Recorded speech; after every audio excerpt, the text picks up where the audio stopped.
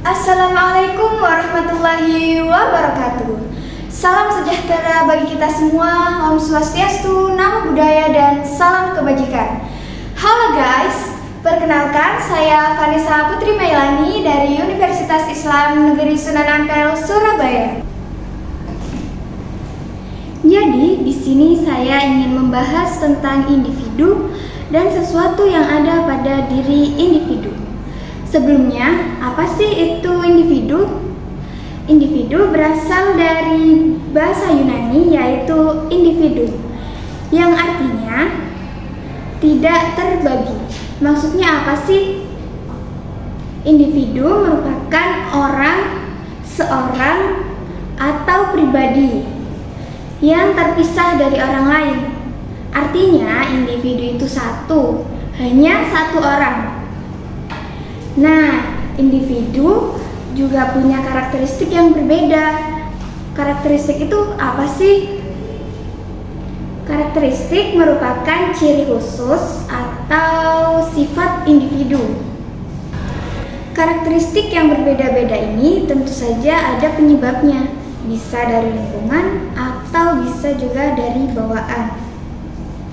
Perbedaan ini bisa kita lihat dari dua aspek, yaitu aspek vertikal dan horizontal. Aspek vertikal sendiri adalah dalam hal fisik, seperti ukuran, kekuatan, serta daya tahan. Sedangkan horizontal ini lebih ke mental, seperti tingkat kecerdasan, kemampuan, ingatan, minat, emosi, dan sebagainya. Individu tentu memiliki kelemahan dan kelebihannya. Faktor yang mempengaruhi karakteristik individu ini bisa dari warisan dan bisa juga dari lingkungan. Keturunan merupakan faktor yang pertama mempengaruhi perkembangan individu.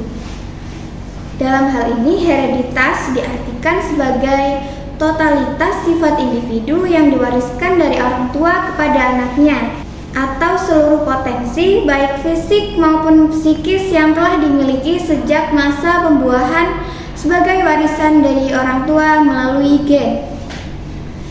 Sedangkan pengaruh lingkungan ini terbagi menjadi tiga, yaitu lingkungan keluarga, lingkungan sekolah, dan lingkungan masyarakat. Contoh lingkungan keluarga ini seperti orang tua yang pemalas dan yang sering bangun pagi. Tentu kita bisa melihat anak yang dari keluarga yang sering bangun pagi akan memiliki karakteristik yang lebih baik dibanding yang orang pemalas. Kalau dari faktor sekolah, kita bisa lihat antara sekolah yang unggul dan yang biasa-biasa saja. Tentu akan menghasilkan lulusan yang berbeda juga. Melihat di sekeliling kita, anak yang bersekolah di sekolah yang biasa-biasa saja cenderung lebih nakal daripada yang bersekolah di sekolah yang unggul. Tentu ini dipengaruhi karena adanya aturan yang kemudian menjadikan kebiasaan bagi siswanya.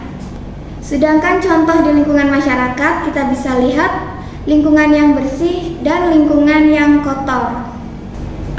Biasanya, orang yang hidup di lingkungan yang dekat dengan sungai akan lebih sering membuang sampah di sungai daripada mengikuti jadwal piket membuang sampah.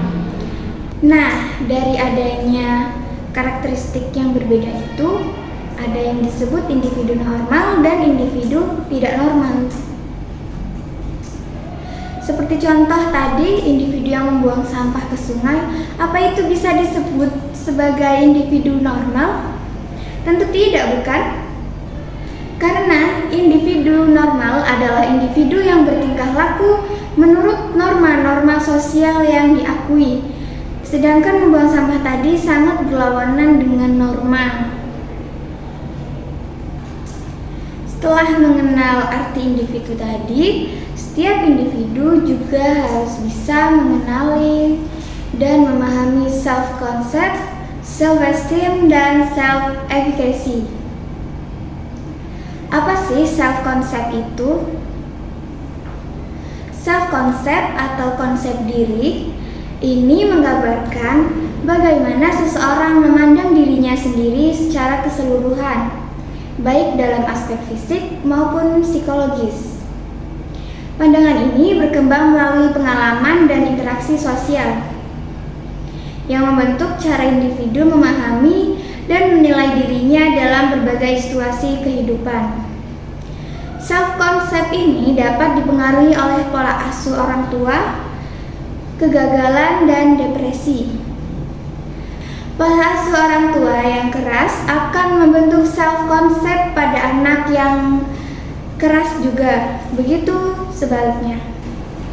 Yang kedua ada self-esteem atau penghargaan diri. Self-esteem merupakan penilaian seseorang terhadap nilai dirinya yang tercermin melalui sikap-sikap yang ditunjukkan. Konsep ini terdiri dari dua unsur, yaitu perasaan kompetensi pribadi dan perasaan nilai diri. Dengan demikian, self-esteem merupakan kombinasi antara rasa percaya diri dan penghargaan terhadap diri sendiri. Self-esteem mencerminkan bagaimana individu menilai dirinya sebagai orang yang mampu, bernilai, dan kompeten. Seseorang yang sering mendapat penghargaan, penerimaan, dan keberhasilan dirinya akan menjadikan individu itu menjadi individu yang lebih percaya diri. Dengan kita menjadi percaya diri, kita dapat menemukan efikasi diri atau self-efficacy, yang artinya keyakinan atau kepercayaan diri individu mengenai kemampuannya untuk mengorganisasi, melakukan suatu tugas, mencapai suatu tujuan, menghasilkan sesuatu, dan mengimplementasi tindakan untuk mencapai tujuan tertentu. Perbedaan dari ketiga tadi yaitu self-concept, self-esteem, dan self-efficacy. Self-concept merupakan penilaian diri kepada diri sendiri, sedangkan self-esteem merupakan pengakuan dari orang lain yang bisa membentuk self-efficacy, yaitu kepercayaan seseorang akan kemampuannya dalam melakukan suatu tugas.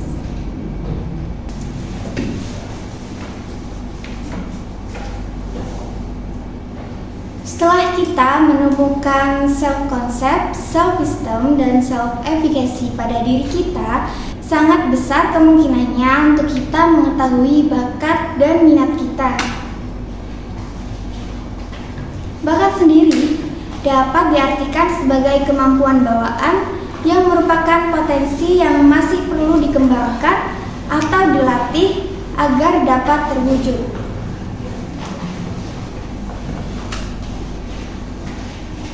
Bakat ini ada bakat umum dan bakat khusus.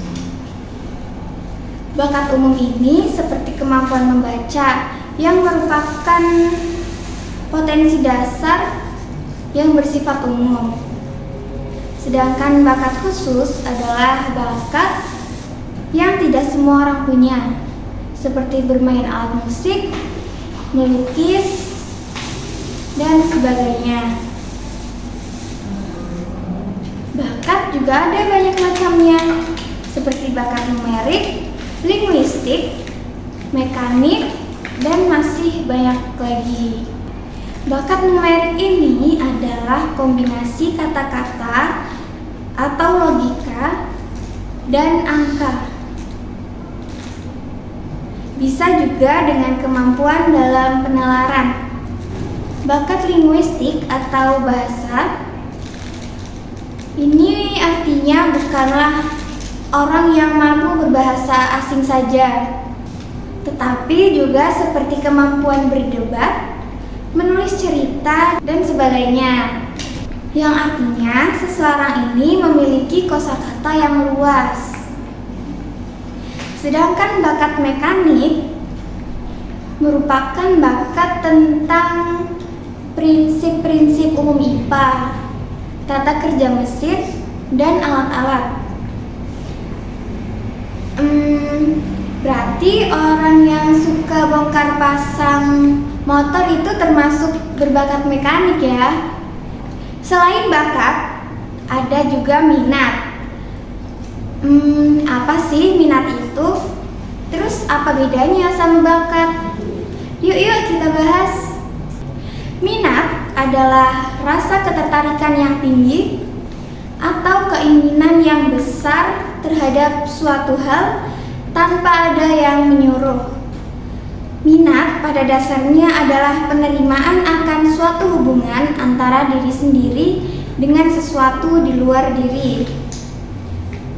Di luar diri maksudnya gimana sih?